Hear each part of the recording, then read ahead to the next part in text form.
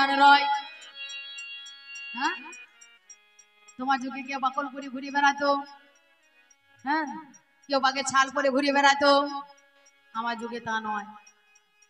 আস্তে আস্তে একটু যখন সভ্যতা হইতে শিখলো, তখন কোন প্রকারে হাতে বোনা জামা তৈরি করলো। হ্যাঁ, গোটা গায়ের লোকের মধ্যে একটা বিয়ে করা জামা থাকতো, একটা বিয়ে করা জামাতে গোটা গায়ের লোকে বিয়ে হতো। হ্যাঁ, আরে বিয়ের বায়না পরে দিবি, আগে রাম মরলের জামাটার বায়না দিয়াই। ওই জামাটা পাওয়া যাবে না, কেউ এসে বায়না দিয়ে দেবে আগে। হ্যাঁ, ওই একটা বিয়ে করা জামাতে গোটা গায়ের লোকে, কত গায়ের লোকে বিয়ে হইতো না, ঠিক নয়? একটা বেনারসি শাড়ি যদি কারো কোনো বইয়ের থাকতো, যে কত বউ আসতো সেই গায়ে তার ঠিক ঠিকানা নাই দাদু গো। আর এখন দেখো একটা 3 বছরে 5 বছরে ছেলে তার আলমারিতে জামা ধরে না। হ্যাঁ, আর ঘরে বউদের কথা তো বলতেই নাই। এই যে পুজো আসছে, দুর্গা পুজো নেবে 36টা, বলে মা কালী পুজো আসছে, তাও আমাকে 6টা দিতে হবে। হ্যাঁ, তাহলে এদের পোশাক আশাকের শেষ নাই বাবা। তাহলে এটা হচ্ছে বিজ্ঞানের অবদান। আজ সকাল থেকে সন্ধ্যে পর্যন্ত হয়, আমি যা কিছু খাওয়া দাওয়া করছো তথাই। এরা রান্না করে হিটারে, গান করে গিটারে, চড়িয়ে বেড়ায় স্কুটারে। হ্যাঁ, এদের কত সুখে রয়।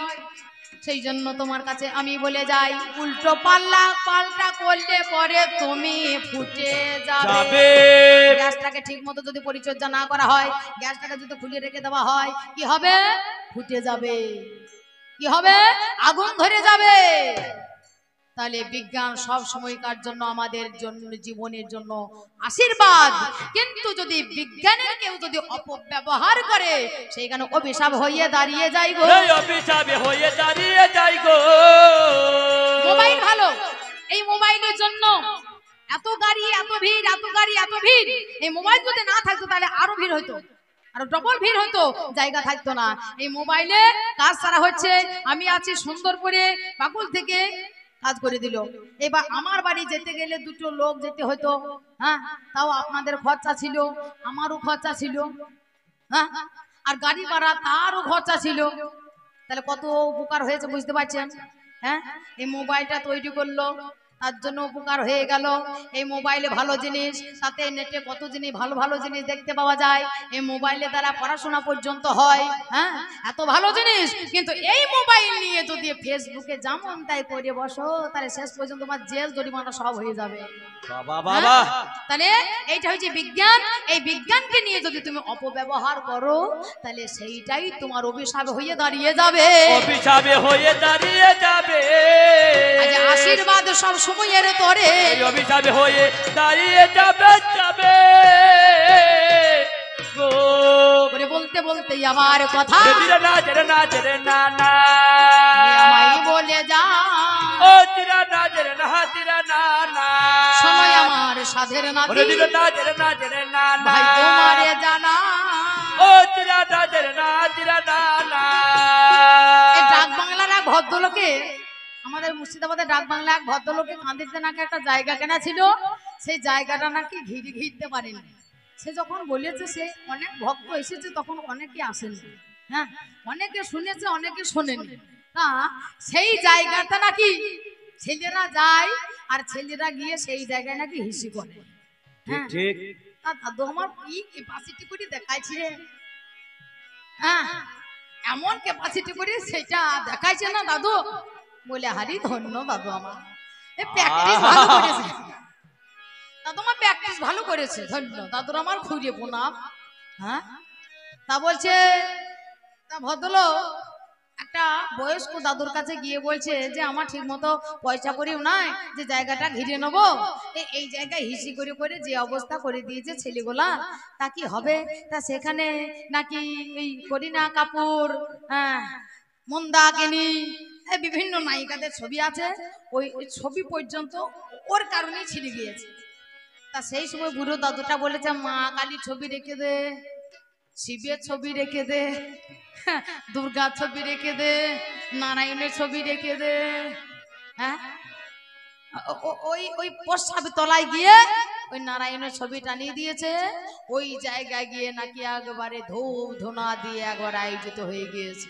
হ্যাঁ, তোমার যেমন নারায়ণ আছে, লক্ষ্মী আছে, সরস্বতী আছে, আমার যুগে আছে সে কে আছে, মা শারদা আছে, মাদার টেরিজা আছে, হ্যাঁ, ভগিনী নিবেদিতা আছে, আমার যুগেও আছে নামদার রামকৃষ্ণ ঠাকুর সে আছে, নামদার বাবা লোকনাথ সেই আছে। হ্যাঁ, কিন্তু তোমার যুগে ওই শিবদের মধ্যে বাবা কলঙ্ক আছে, কিন্তু আমার যুগে ওই রামকৃষ্ণের মধ্যে, আমার যুগে বাবা লোকনাথের মধ্যে এমন কোনো কলঙ্ক নাই।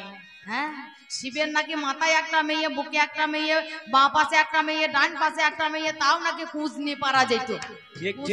মানে বাগদি পারা, ভালো কথায় বলতে এটা কুজনি পারা যেত। হ্যাঁ, সেই কুজনি পারা গিয়ে সেই জায়গায় বাসা ছিল। এই তো হলো ভাব, এই তো হলো চরিত্র। নামদার ব্রহ্মা, সেই ব্রহ্মা তার একটা মেয়ে ছিল নামদার সন্ধ্যা, নিজের কন্যাকে হরণ করেছিল বলে ব্রহ্মার মাথা কাটা গিয়েছিল। ব্রহ্মার ছিল 5টা মাথা, শিবের ছিল 4টে মাথা। হ্যাঁ, যে নয়নে নিজের কন্যাকে কুচোখে আচোখে দেখেছিল এবং সেই কন্যাকে হরণ করতে গিয়েছিল, সেই মাথাটা কাটা হয়েছিল। সেই মাথাটা নাম হচ্ছে সদ্যজাত মাথা। সেই মাথাটা ধারণ করেছিল দেবাদিদেব মহাদেব নিজ মস্তকে। তাইতে বলি তোমার কাছেই আমি বলে যাই, তোমার যুগে এদের খবর কবু ভালো নয়। আমার যুগে বাবা লোকনাথ কেমন জানি ছিল, তিনি যে কথা ভগবান বলিতে নারিল। বাবা লোকনাথ যে কথা ভগবান পর্যন্ত বলতে পারিনি, সেই কথা বাবা লোকনাথ বলেছিল, রণে বনে জনে জঙ্গলে যেখানে তুমি বিপদে পড়বে আমাকে স্মরণ করবে, আমি সেই বিপদ থেকে তোমাকে উদ্ধার করব। যে কাজ ভগবান করতে পারিনি সেই কাজ আমার ঠাকুর রামকৃষ্ণ করে দেখিয়েছিল। তারাই হচ্ছে এই জগতের মাঝখানে, তারাই হচ্ছে দেবতা। আর এই জগতে দেবতাদের মধ্যে এতটুকু কলঙ্ক বলতে নেই আছে নামদার রামকৃষ্ণ ঠাকুর। বাগবাজারে একজন ভক্ত ছিল নামদার গিরিশ ঘোষ। এই গিরিশ ঘোষের আগের দিন তার ক্যান্সার হয়েছিল।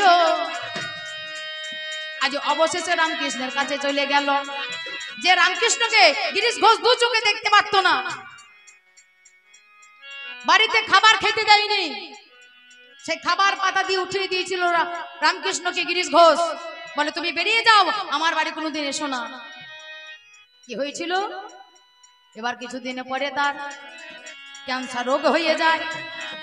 ছুটিতে ছুটিতে সেই রামকৃষ্ণের কাছে পৌঁছায়। আজ শারদার সহায়তায় রামকৃষ্ণের কাছে চলে গেল। ঠাকুরকে গিয়ে সেজন বলিতে লাগিল, শোনো শোনো ওগো ঠাকুর, করি নিবেদন, যত্ন করিয়ে তুমি আমায় আমার শরীরে নাও গো এখন। ঠাকুর তুমি আমার সুখ নাও, আমার দুঃখ নাও, আমার ব্যথা নাও, আমার ব্যাধি নাও, আমার যন্ত্রণা নাও, আমার ব্যাধি আমার দেহ তুমি নাও, আর তোমার দেহ আমাকে দাও। কেন না আমার ক্যান্সার হয়েছে, আমি কিছুদিন বাঁচার পরে আমি মারা যাব। ঠাকুর রামকৃষ্ণ বলেছিল, কি বললি? তোর এত বড় ব্যাধি, এত বড় কষ্ট, তুই আগে বলিসনি কেন?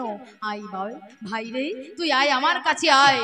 সেদিন রামকৃষ্ণের ক্যান্সার নিজের স্কন্ধে ধারণ করলেন। রামকৃষ্ণ তার ক্যান্সার নিজের স্কন্ধে ধারণ করলেন এবং তিনি পরলোকে গিয়েছিলেন। তিনি হচ্ছে এই জগতের দেবতা। এই জগতের মাঝখানে তাদের মধ্যে এতটুকু কলঙ্ক নাই। সেই জন্য তোমার কাছে আমি বলে যাই, শোনোই আমার পাল্লাদারে বলে হারিয়ে যায়, বলিতে বলিতে কথা কত কথা কয়। আর এই জায়গায় দাঁড়িয়ে আর একটা প্রশ্ন করে যায়, ভাই রে তোর যুগে এত কিছু হয়, তোর যুগে অল্প দিনে চুল পেকে যায়, চুল পাকলে তোদের এত দুঃখ কেন হয়? তোদের এত দুঃখ কেন হয়? তোদের এত দুঃখ কেন হয়? তোদের এত দুঃখ কেন হয়? অল্প দিনে যদি চুল পেকে যায়, তোদের এত দুঃখ কেন হয়? আমারে দাদু আমার কত প্রশ্ন, কত প্রশ্ন।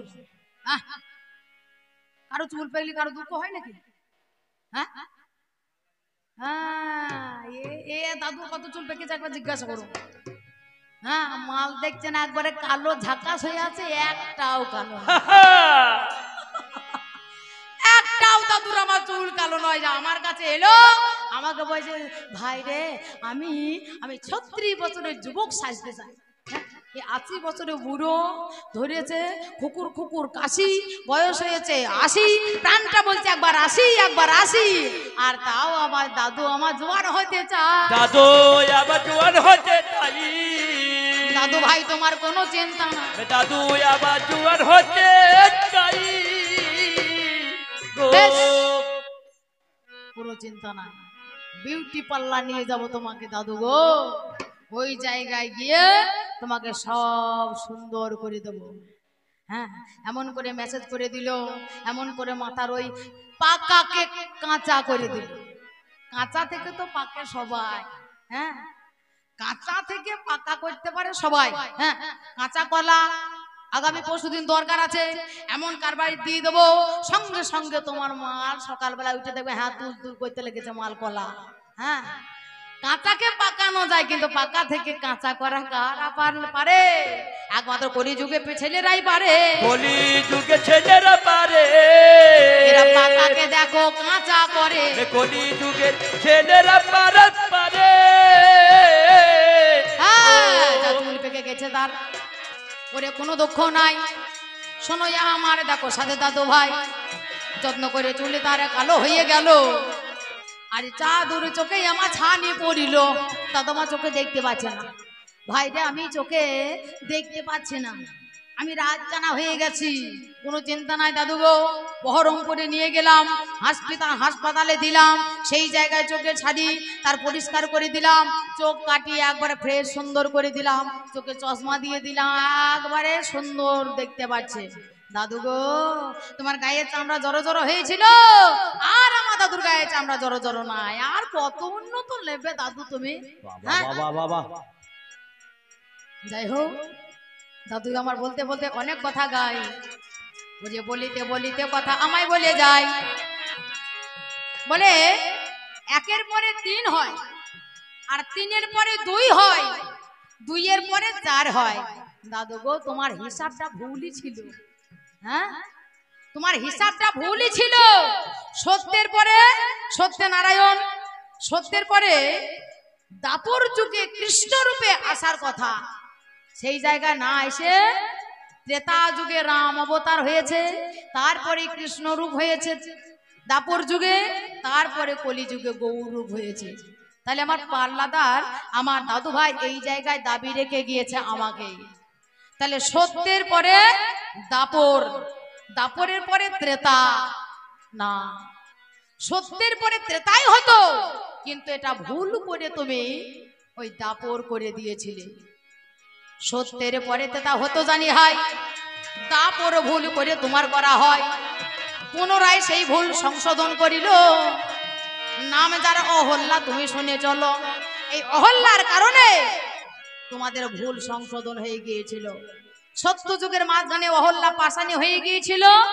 স্বামী গৌতম মুনি বলেছিল যে অহল্যা পাশানি থেকে মুক্তি পাবে ত্রেতা যুগে রাম অবতারে আসবে যখন তখন। অহল্যার কারণে ত্রেতা যুগে রাম অবতারে এলো, সত্যের পরে নারায়ণ অবতার বাদ দিয়ে। কখনো কোনোদিন একের পরে 3 হবে না, হতে পারে না, সেই কথা চিন্তা করে স্বয়ং নারায়ণ ত্রেতা যুগে আবির্ভাব হলো। ত্রেতা যুগে আবির্ভাব হলো। ত্রেতা যুগে আবির্ভাব হলো। ত্রেতা যুগে আবির্ভাব হলো। সত্যের পরে দেখো ত্রেতা হলো। ত্রেতা যুগে আবির্ভাব হলো।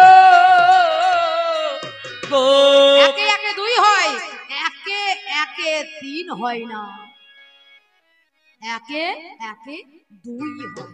তাই একের পরে 2 হবে, 2-এর পরে 3 হবে, 3-এর পরে 4ই হবে বা হবার কথা। দাদু ভাই, তোমাদের হিসাবটা ভুল ছিল হে, তোমাদের হিসাবটা ভুল ছিল হে। পরে অহল্যা এসে ঠিক করে দিল হে। তোমাদের হিসাবটা ভুল ছিল হে। দাদু ভাই, তোমার অনেক কথা বলার ছিল, অনেক কথা বলা হলো। দাদু আমার সভ্যর যুগ, দাদু আমার জ্ঞানের যুগ, দাদু আমার সততার যুগ, দাদু আমার সভ্যর যুগ। তুমি বহু সভ্য করে গেছো, বহু সততা করে গেছো। হ্যাঁ, এবার আমি তোমাকে কিছু দাবি বা জিজ্ঞাসা আমি তোমার কাছে রেখে যাই। তোমার কাছে রেখে যাই।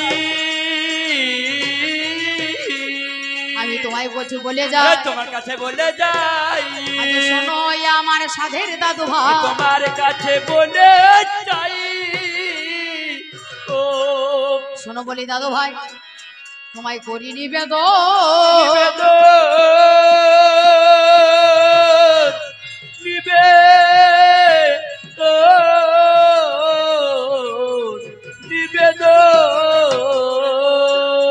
এই উন্নতর যুগে আমি দেখতে পাইব এখন দাদু গো,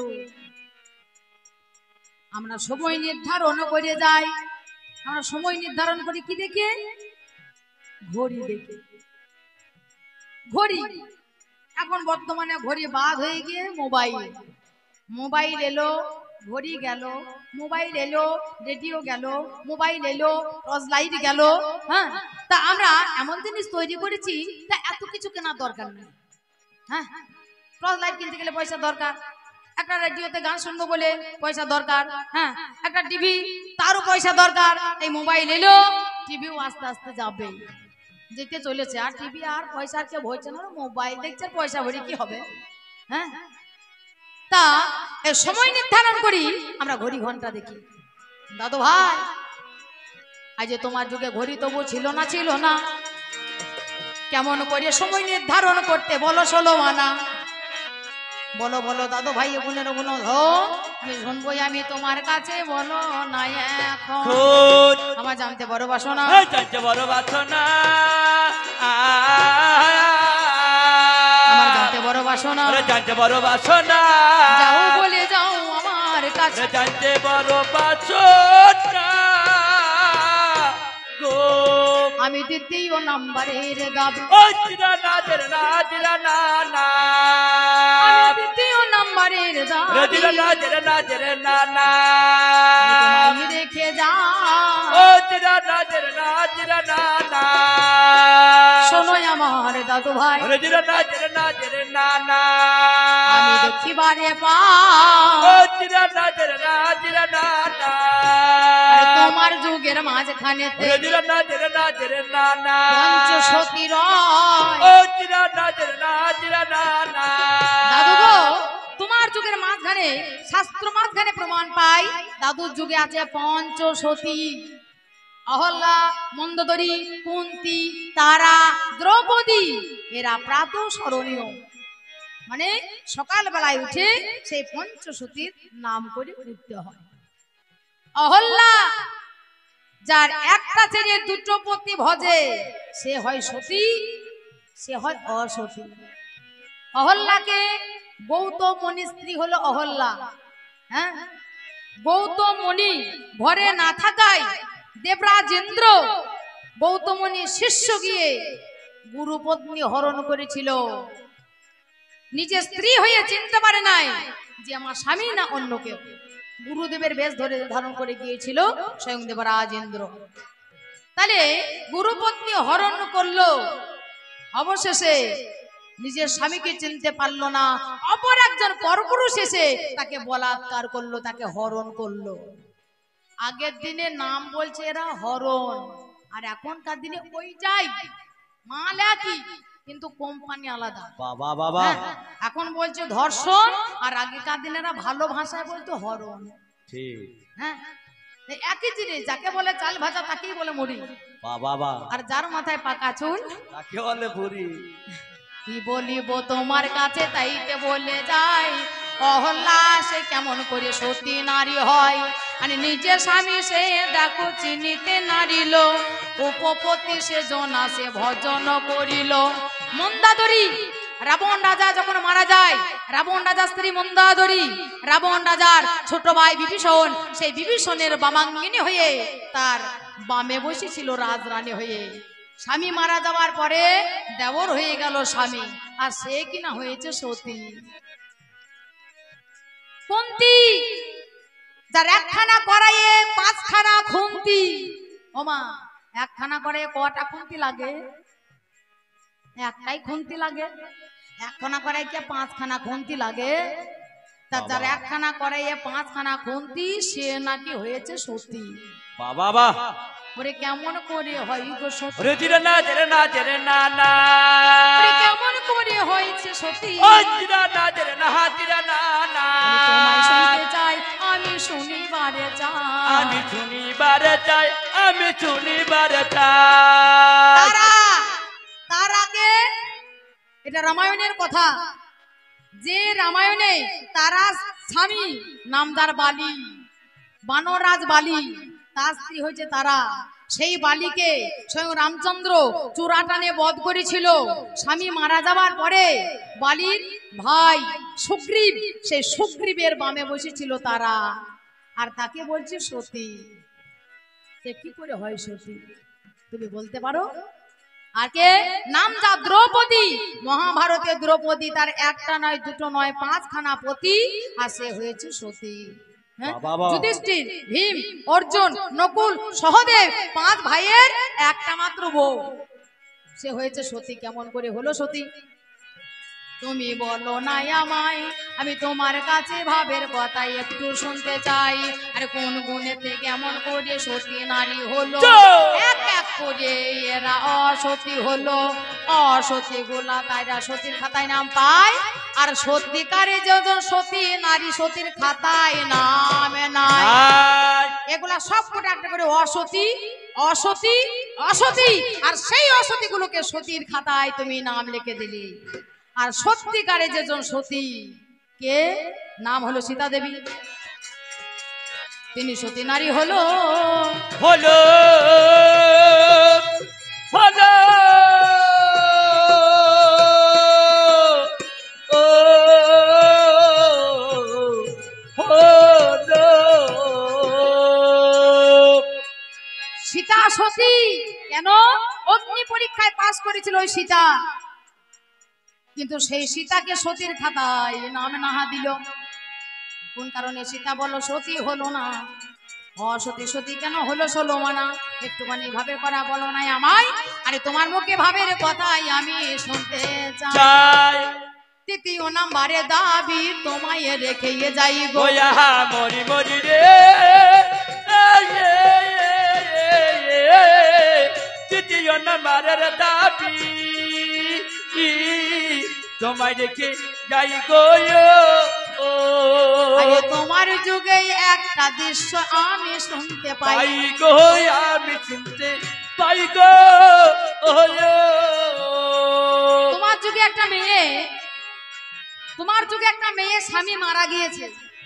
স্বামী মারা যাওয়ার পরে সেই মৃত স্বামীর সঙ্গে মিলন করে একটা নয় দুটো নয় 7টা ছেলে জন্ম দিল। 7টা ছেলের জন্ম দিল, 7টা ছেলের জন্ম দিল, 7টা ছেলে জন্ম দিল। সেই স্বামী মেয়েটা কোনটা হলো? 7টা ছেলের জন্ম দিল মরা, তার মধ্যে প্রাণ নেই, তার সঙ্গে যদি মিলনের দ্বারায় 7টা ছেলের জন্ম হয় কি করে? বাবা বাবা, এটা তোমার যুগের কথা, এটা তোমার যুগের কথা। এরা পুরাণের মাঝখানে আমরা পাই তোমার যুগে একটা মেয়ে মৃত স্বামীর সঙ্গে মিলনের দ্বারা 7টা সন্তানের জন্ম দেয়। সেই মেয়েটাকে এবং ছেলেটাই বাকে, এবং কেমন করে মৃত স্বামীর সঙ্গে রমণ হয় গো, মৃত স্বামীর সঙ্গে রমণ হয় গো, মৃত স্বামীর সঙ্গে মিলন হয় গো, মৃত স্বামীর সঙ্গে নিধন হয় গো। কত শুনিব আজব কথা, মৃত স্বামীর সঙ্গে মিলন হয় গো। এরপরে কথায় আমি তোমারে জানাই, আমি মহাভারতের পাতায় দেখিবারে পাই মা গান্ধারীর বাবা 100টা ছেলে হলো। 100টা ছেলের মধ্যে দুঃসল নামে ছেলে ছিল। 100টা ছেলে মা গান্ধারীর, জানেন তো? তার মধ্যে দুঃসল বলে একটা ছেলে, সেই ছেলেটা নিজের কন্যাকে বিয়ে করলো। কিন্তু কেন দাদু ভাই নিজের কন্যাকে বিয়ে করিল? নিজের কন্যাকে বিয়ে করিল, দুঃসল নিজের কন্যাকে বিবাহ করিল, নিজের কন্যাকে বিবাহ করিল। পিছনে বলো কারণে কি হলো? নিজের কন্যাকে বিবাহ করিল। ধন্য ধন্য কলিযুগ সর্বযুগ সার, যে কালে অবতীর্ণ হলেন আমার গৌরব বারবার। দাদু গো, তোমার যুগ যদি ভালো হলো, তোমার যুগ যদি সত্য যুগ হলো, তাহলে সত্য ত্রেতা দাপর, সত্য যুগের পরমায়ু, ত্রেতা যুগে পরমায়ু, দাপর যুগে পরমায়ু কমতে কমতে কমে গেল। সত্য যুগে ধর্ম ছিল 4 পোয়া ধর্ম, ত্রেতা যুগ যখন এলো ধর্ম কমে গিয়ে হয়ে গেল 3 পোয়া ধর্ম। এই দাপর যুগ যখন এলো তখন আবার 1 পোয়া ধর্ম কমে গিয়ে হয়ে গেল 2 পোয়া ধর্ম। কলি যুগ যখন এলো তখন আবার 1 পোয়া ধর্ম কমে গিয়ে হলো 1 পোয়া ধর্ম। দাদু, তোমার ভালো যুগ, তোমার ধন্য যুগ, তোমার সত্য যুগ, তাই যদি হলো তাহলে তোমার ধর্ম কমতে কমতে কেন কমে গেল গো? কমতে কমতে কেন কমে গেল গো?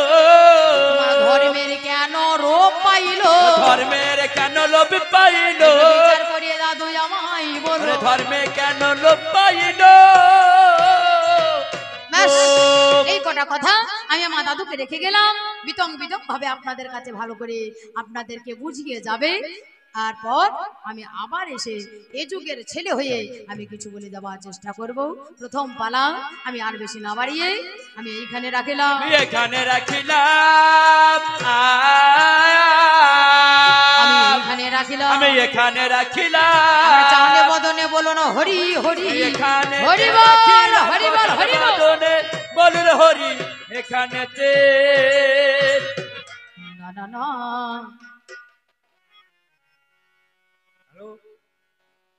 দর্শক বিন্দুকে আমি জানাই, সঞ্চিতা দিদিকে আমি 3 গান শুনলাম, খুব ভালো লেগেছে।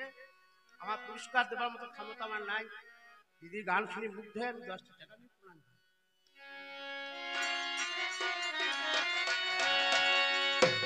আশীর্বাদ স্বরূপ আজ আমায় 10 টাকা দিয়েছে।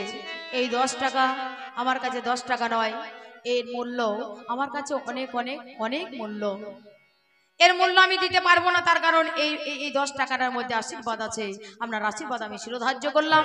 গুরু গোবিন্দের চরণে যেন মতে হয়, ধর্মের প্রতি মতে হোক, ইষ্ট দেবতার প্রতি মতে হোক, ভগবান আপনার সহায় থাকুক। আমি করজোরে এইটুকু কায় মনোবাক্যে প্রার্থনা করে আমি দাদুকে বলে যাই, দাদু গো,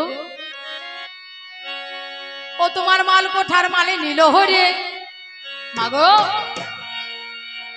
ও তোমার মাল কোঠার মালে নিল হরে, ও তুমি দেখলে না রে চোখে বোঝা, ও তোমার আলগা রইল ঘরের দরজা। ও মনে পাগলা রে আলগা রইল ঘরের দরজা। ওর মাল কোঠার মাল নিল হরে, ওর মাল কোঠার মাল নিল হরে, তুই দেখলি না রে চোখে বুঝা, আলগা রইল ঘরের দরজা। ও মনে পাগলা রে আলগা রইল ঘরের দরজা, ও মনে পাগলা রে আলগা রইল ঘরের দরজা। ওরে নয় দরজা এক দরজা মন, দরজাই দিতে করিল ভুল, মোহাম্মদে মত হয়ে দেখলি সরষের ফুল। আহার মোহাম্মদে মত হয়ে দেখলি সরষের ফুল। তুমি কামরসেতে হইয়া মশগুল, তুমি কামরসেতে হইয়া মশগুল, তুমি কামরসেতে হইয়া মশগুল, ছয় চোরে মারে মজা, ছয় চোরে মারে মজা রে, ছয় চোরে মারে মজা, আলগা রইল ঘরের দরজা। ও মনে পাগলা রে আলগা রইল ঘরের দরজা, ও মনে পাগলা রে আলগা রইল ঘরের দরজা, ও মনে পাগলা রে আলগা রইল ঘরের দরজা। দাদু জোগাড় করো 6 রে পুর খাদ্য, হলে না ধর্মেরই বাধ্য, অশুদ্ধ করিলে ঘরে ভোগের নৈবেদ্য। ওরে অশুদ্ধ করিলি ঘরের ভোগের নৈবেদ্য।